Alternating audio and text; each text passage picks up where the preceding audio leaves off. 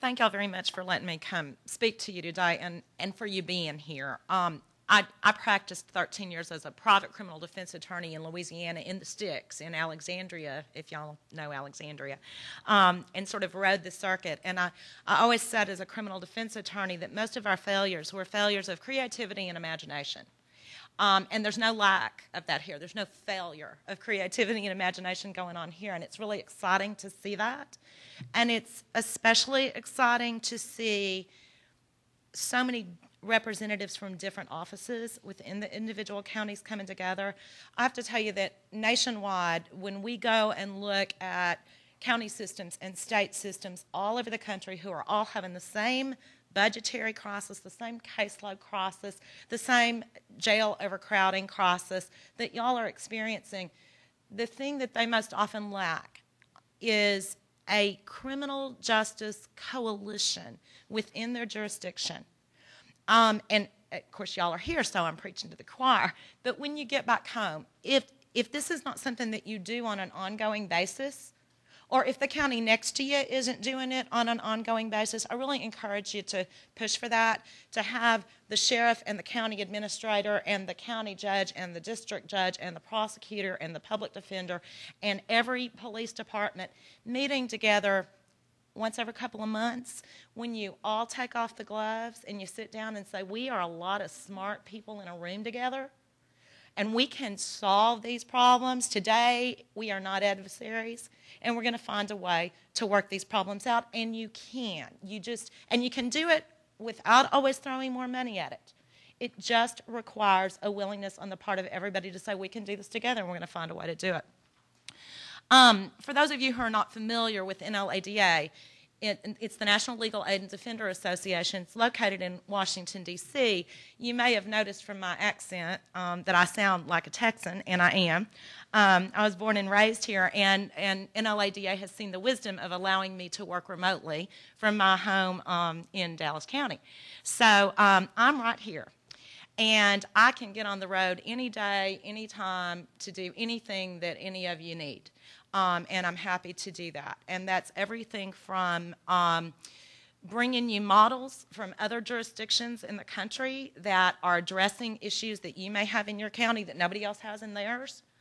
From, putting on a workshop if that's helpful to you, bringing in county administrators from other counties who are addressing the problems you're addressing, bringing in judges from other jurisdictions who are addressing the problems you're addressing. You name it, you need it, call me up, and I will find a way to do it. So I really encourage y'all, I'm sitting there in Dallas, and I will come anywhere, anytime. So please do feel free to call me or email me and let me know what you need, and I'll see if we can't get it for you. One of the things that NLADA does is, at the request of counties or legislators or judges or bar associations, whoever asks, come and look at individual jurisdictions and evaluate their systems.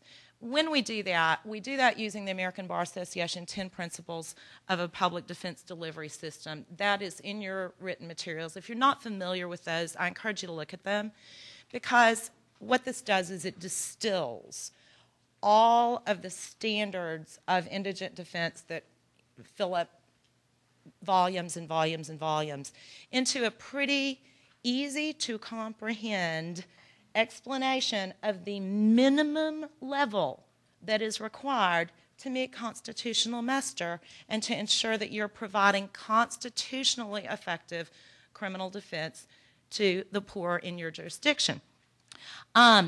And we know, because the United States Supreme Court has said in Wiggins and in Rompilla that the ABA standards are the floor.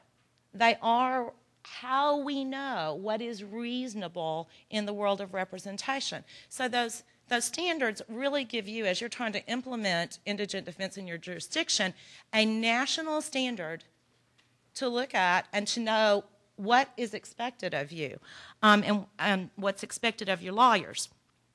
I want to talk to you really quickly about a couple of things going on in a few jurisdictions. Just last week, the Nevada Supreme Court issued performance standards that are going to become mandatory April 1 of next year for every lawyer providing indigent defense services in the state of Nevada.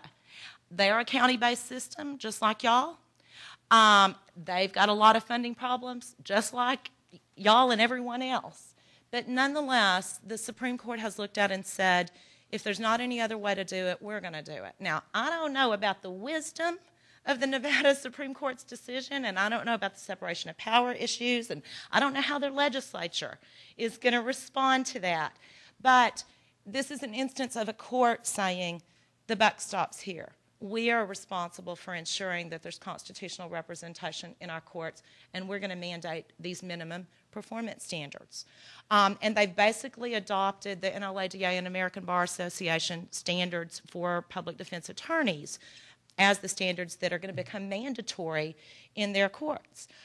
This is a court reaching out and saying, we're going to get this done.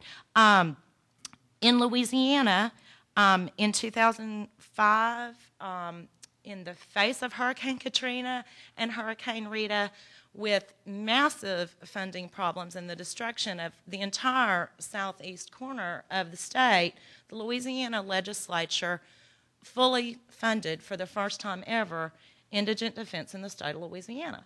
Now, I know Louisiana is a whole lot smaller than Texas, but nonetheless, their legislature stepped up and said, we've got to fund this mandate that we are imposing on our counties.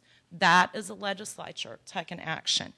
In Michigan, right now, the State County Administrators Association is meeting with their State Bar Association and meeting with their State Prosecutors Association and saying, we, the county administrators, the prosecutors, and the legislators, believe that we've got to provide adequate funding to our counties in Michigan to do what needs to be done to provide constitutionally effective indigent defense. So that's an instance of unlikely partners. You know, you don't necessarily think of your prosecutors and your county administrators being the ones going to the legislature and saying, you've got to fund us. But it's happening in Michigan. The executive summaries for some of these reports are available to you out here. I didn't print out the whole thing because, you know, who wants to read an 80-page report about another state?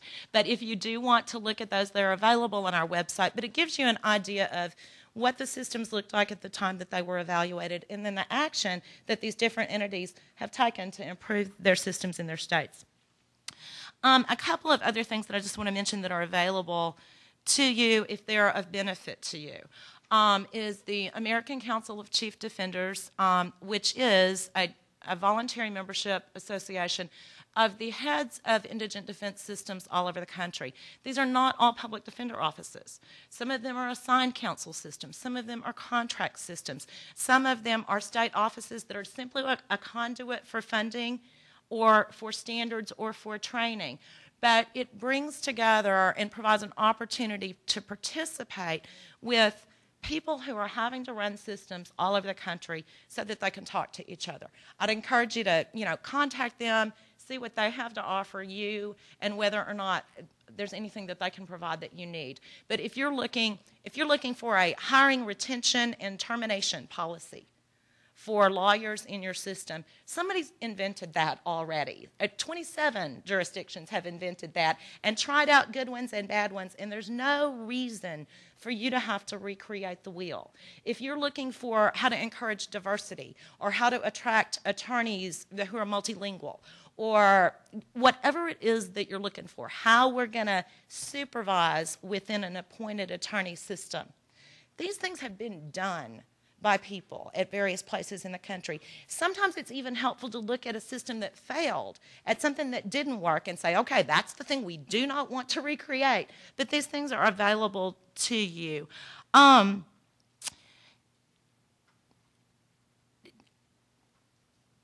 think that, I hope that your primary goal in your jurisdiction is to cause the competition among lawyers not to be competing for the dollars, but to be competing for being the person known for providing the highest quality representation. I don't think any public defense leader wants to say, I want to grow my office. I want a larger budget and more people to manage, because what that means is that more people are being processed through our criminal justice system, and that is not any of our goals. Our goal is for there to be less and less need for the criminal justice system in our state. And we do that when we, reach out, hold hands, work together, use the best of our imaginations and our creativity to figure out ways to prevent people coming into the system to begin with. And once they are there, to manage their representation in a way that prevents recidivism if they are guilty, and ensures that we don't spend thousands and thousands of dollars on their appeals and their post-conviction and their Innocence Project cases if they are not guilty. So thank you all for letting me come. I'm happy to talk with any of you about anything, anytime. Please call me, please email me, or grab me later this afternoon if there's anything I can do for you. Thank you.